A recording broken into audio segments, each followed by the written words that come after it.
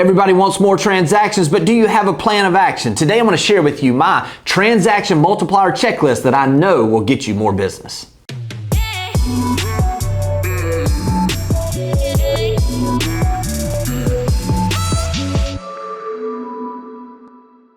Early in the business, I realized that some of the top producers that I was around were generating the majority of their transactions from referrals or from their sphere of influence. And I became a student of what is it that people were doing to make sure that they took advantage of one transaction, they turned it into multiple transactions. So the thing I want to do today is I'm going to share with you my 15-point checklist that I've utilized throughout the years from the time that something goes under contract until the time of closing and then after the time of closing to make sure that I'm maximizing the opportunity to generate more business with that one transaction and turn it into multiple transactions. So we're going to start with this. What is it that we do once we go under contract with that buyer or seller that makes us stand out from something different, makes it a smooth transaction, as smooth as possible, and gives us the ability to be seen as the hero in this and give them the opportunity to want to share our information and referrals with us into the future. It all starts with communication. Number one is this: communicate better than any other agent ever has.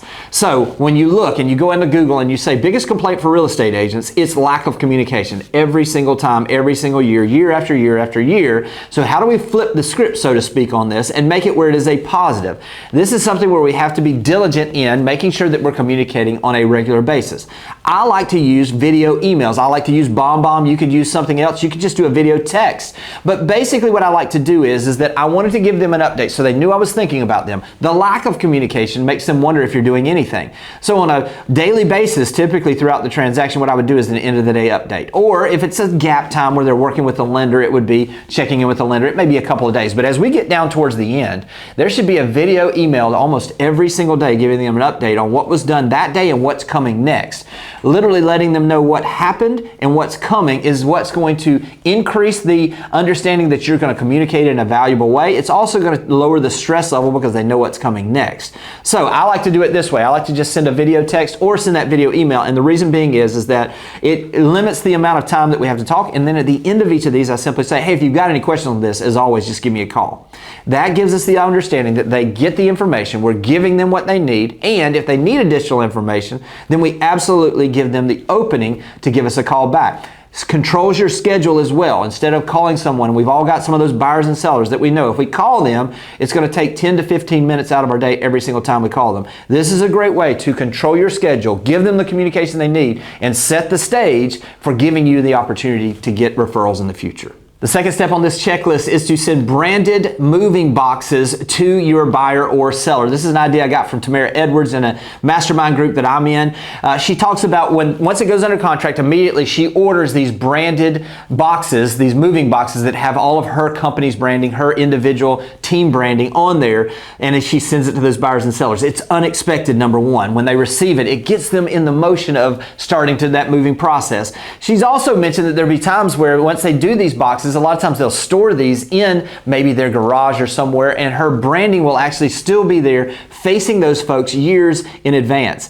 Literally what it does is we're starting this process by getting them excited. We're starting this process by utilizing your branding. We're starting this process by giving them something that is completely unexpected and that gets the ball moving in the right direction for us to build a deep relationship that generates referrals. The third step is to send a list of local service providers to your buyer or seller. This is right after the time of contract, because you know they may be looking for a moving service. They may be looking for someone that will help them clean out their garage. They may be looking for local donation places that they can send their furniture. Or they may be looking for a plumber, someone to clean the house, someone to clean the yard, whatever it is. Make a list of local service providers that can help this transition of either moving away or moving into the house, so that they've got this list. This is a list that is something that those buyers are going to keep going forward because it's a list of everyone they may need. And it's also something that gives you the ability to reduce some of the stress for your sellers or your buyers because they've got an active list if they have questions or they have people that they want to help them in this moving process.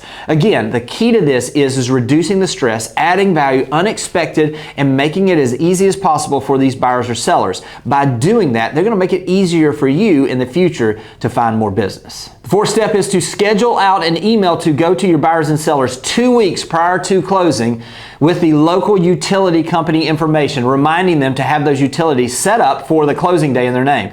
One of the worst things to happen is to have someone move into a home and then them say, hey, my water's not working. And then you say, well, it is Saturday. Did you not set it up? And it's going to be Monday before they have water. This has happened over and over and over again. Again, by preparing them in advance for the things that they need to do, giving them the phone numbers, letting them know the process, having this checklist in this email. This is a templated email that you can send again and again and again to different people. But having the process, making it simple, again, is another step on reducing the stress throughout the process and driving home that relationship. All right, so we've made it to the closing. Now what do we do? Number 5 is to provide a thoughtful closing gift. Now, this could be something that's branded to you. There's so many different ways to do this. And it could be something that's very special to them. So let me give you a couple of ideas here. Making a donation to a charity that's important to those buyers or sellers. If it's a young couple, finding a way that you can find a local babysitter and giving them a gift card for dinner where they can have a night out to reduce the stress after the closing.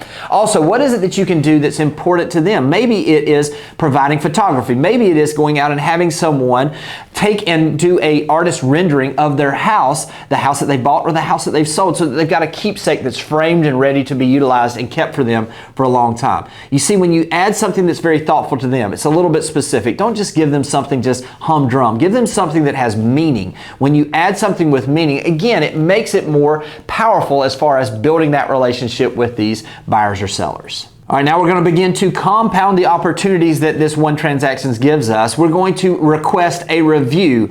And I like to do this right after closing while everybody's still excited and they're still in this process. Sometimes I would do this back when I was sitting at the closing table with those buyers or sellers. I would just kind of give them a little link that I would say, I'm going to send you a link that you just simply have to click on and then just leave them a review. My business is built on reviews from great clients like you. It would mean a ton to me if you could take the time to give me a couple of these reviews, and then I would send them that link. We use Testimonial Tree, which automates the process. Whatever it is, have a process in place to request the reviews. We are living in the review and testimonial economy. By getting these reviews, it's not just going to help you right now. These are reviews that will sit out and someone could read 5 years from now that will help you, put you over the top as far as getting that trust you need to be the listing or the buying agent for that future client. The 7th step is to continue building this relationship, is to connect with your buyers or sellers on all social media platforms. I mean, in reality, there's a big difference when someone says, hey, let me introduce you to my realtor, versus someone saying, let me introduce you to my friend. By connecting with folks on social media, it keeps you in touch with what's going on in their lives. It gives you the ability to then later down the road to be commenting or to like their post or to see what's happening with their family.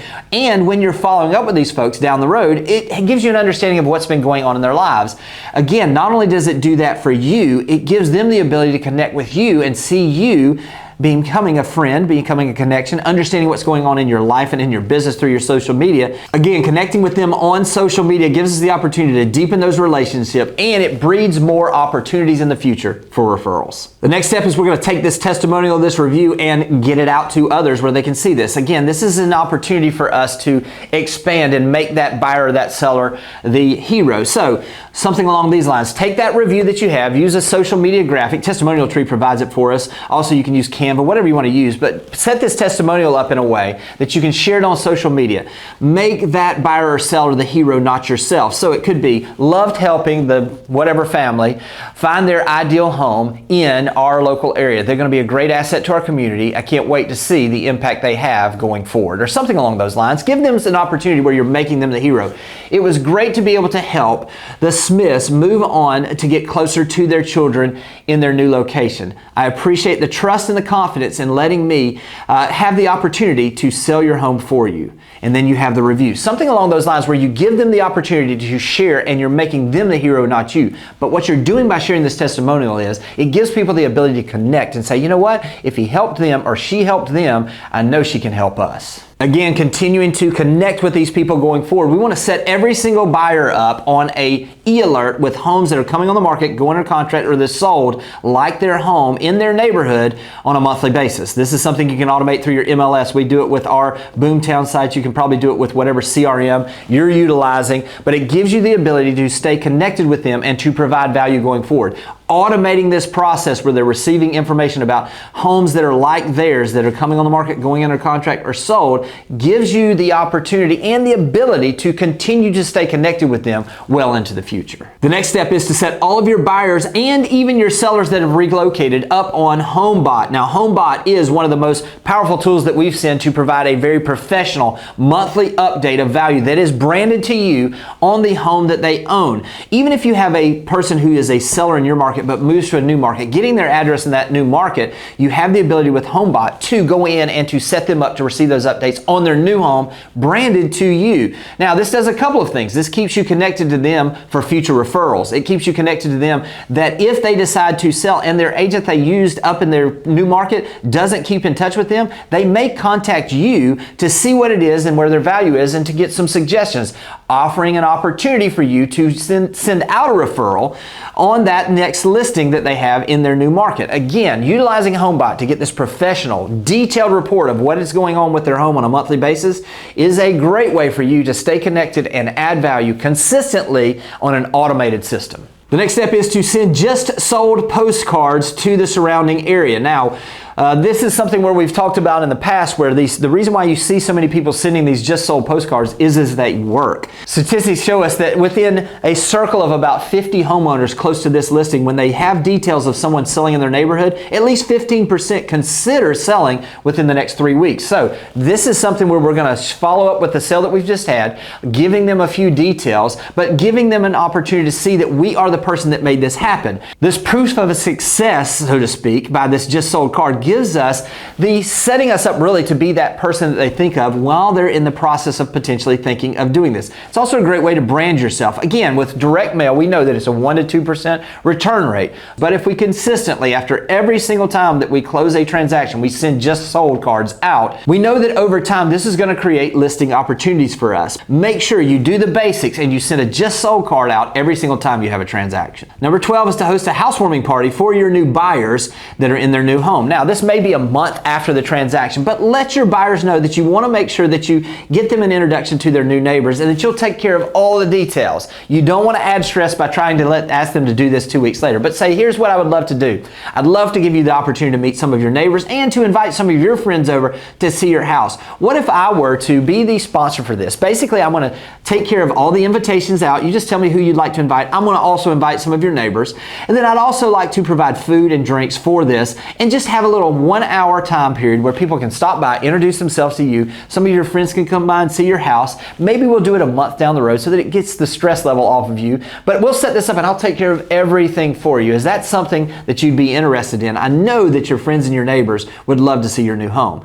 Most people will say absolutely yes. This gives us really a great potential to then connect with their sphere of influence as well as their neighbors. We were just talking about, we just sent the just sold card out. Now we have the chance to send out an invitation for them to meet their new neighbors. Once they come, we're the hero. We're the person that helped make them make this happen. Again, we've shifted in some cases where a lot of times once they come into the house, we're there letting them sign in when they come in, and it gives us the ability for us to follow up, or for those folks that are the neighbors or the new homeowner to follow up with their neighbors and say thanks for stopping by. But we're letting them sign in so that we can then follow up and thank them for coming as well.